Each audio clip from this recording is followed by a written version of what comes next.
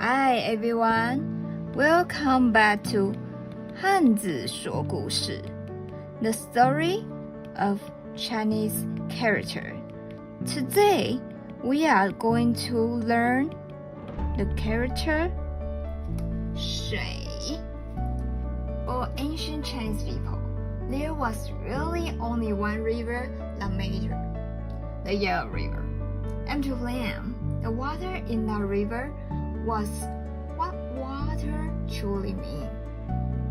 The character for water 水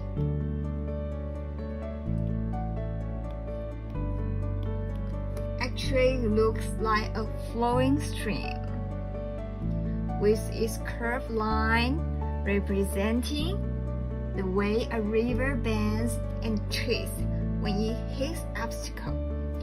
Here's a process of how the character for water 水 has evolved over time.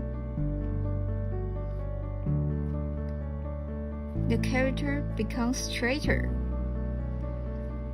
and then looks like legs.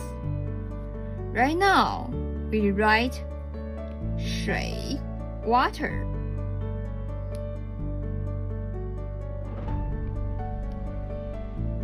Shui.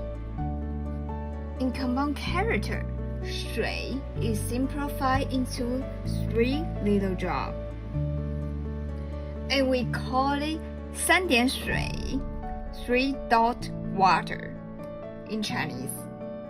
Anytime you spot those 3 dots in a character, it usually means the word is related to water.